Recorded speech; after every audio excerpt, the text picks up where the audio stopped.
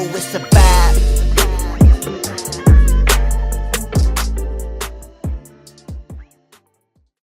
Are you here just partying? Are you here just partying? I can't hear you very well.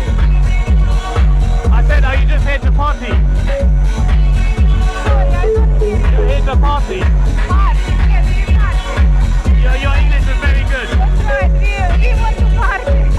How do you two know each other? Huh?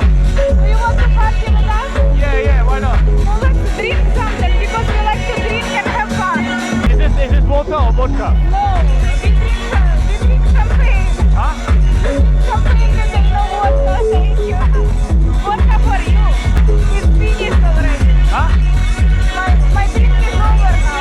Huh? So you need another one?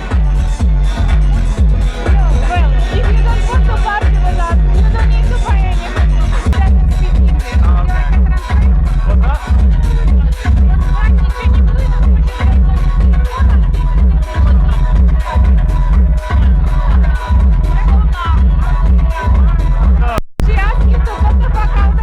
Excuse me, hi.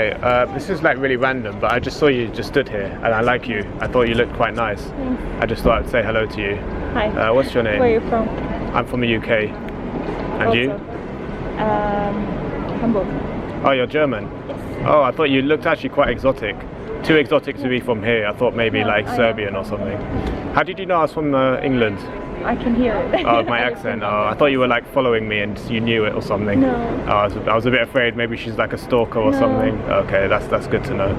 But you're very black. Why? Are you going to a funeral? No, I'm Oh. a businesswoman. You're what, sorry? Businesswoman. A businesswoman? But I also have Oh, a okay. boyfriend, so. Oh, okay, me too. That's You something have a we have in boyfriend? common. No, I'm just joking. I was just trying to throw you off there. But no, you look very elegant, very stylish, Thanks. and yeah, you seem quite friendly as well. Yeah, I am. Cool. Well, anyway, I hope you enjoy yourself. Thanks. Take what care. are you doing in Germany? I'm actually here to meet a friend and do some business stuff, similar to you. I don't call myself a businessman, but I am here on business, so. But yeah. What do you do? I do like some confidence stuff, like helping people improve their Wow, confidence, that's nice. teaching, Coaching? yeah, it's quite fun. So for other, I don't know, like business people or Mostly business people, but not always, because there are people who are like into self-improvement, so those kinds of people. and not every business person is into self-improvement or Well, they have to be ambitious, because otherwise they wouldn't be doing it in the first place. They wouldn't be that interested in that. Yeah. What about you? what I'm doing. Yeah. Management consulting. Is that your business? Okay. So when you do this long enough, you're going to have encountered, you know, what I would call high quality girls as well as low quality girls. And it's worth just kind of bearing in mind this sort of thing. And, you know, looking back on my journey, you know, I was, you know, tempted a few times by these sorts of low quality girls when really I shouldn't have been, you know.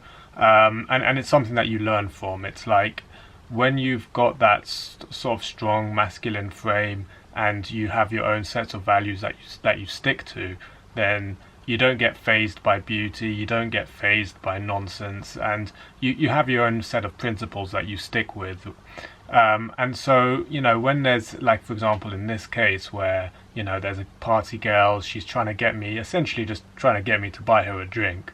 Obviously I don't, but at the same time I'm still sort of entertaining her, when really, you know, what I should have done is just, you know, walked away immediately after getting those sorts of vibes, you know. But the temptation is there because, oh yeah, she's so hot, I better continue. Oh, she's still speaking to me. Oh, let's persist a little bit more. But yeah, I mean, it's worth sort of just bearing in mind that, you know, that is a fantastic example of, you know, I don't want to be harsh, but she's essentially a low quality girl. You know, she's only interested in something very, very kind of superficial and materialistic. The exchange between the two of us is very, very transactional. There's no kind of substance, you know. It's just kind of, yeah, it's just very kind of superficial, and it's not really kind of what I want. I mean, you know, she's obviously looking for a guy to kind of provide for her, you know, get him to buy her random shit, you know.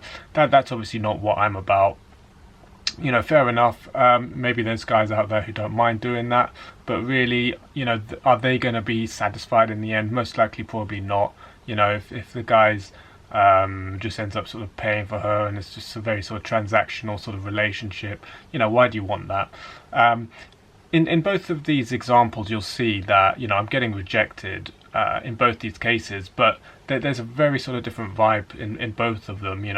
In this other one, the gal is very, very warm, very, very friendly, very, very sort of curious and open-minded, down to earth.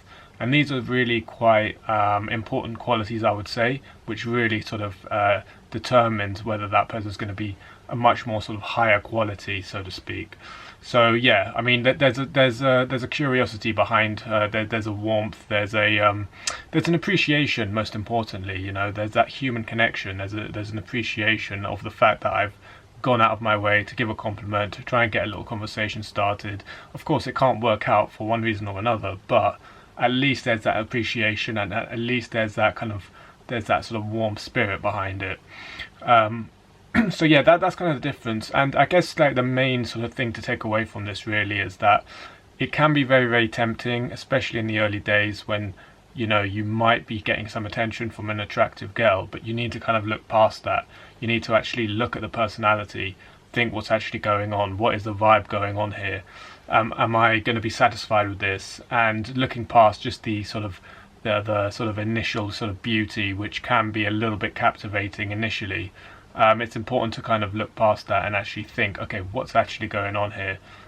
Is this what I'm actually genuinely going to want to get into, Of course, like when you're in sort of more sort of party-centric places where it's a bit more of a sort of party atmosphere, people are going there to have fun, yeah, you're more likely potentially to find, these sorts of, I guess, low-quality girls, superficial girls, that kind of thing. It's kind of expected with the territory. But, and I guess, with sort of, I guess you could say standard day game, you're more likely to find these more sort of high quality girls who are just kind of living their lives, going from A to B. And, you're more likely to have that sort of better connection, potentially. So, yeah, bear that in mind. I mean, that's one of the, I would say, advantages of doing something like day game as opposed to, night game, or when it's like a party sort of atmosphere.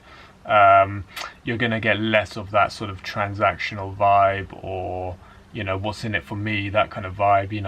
It's because like with the other rejection, she could have just rejected me initially, like just straight off the bat, and be like, nope, sorry, not interested.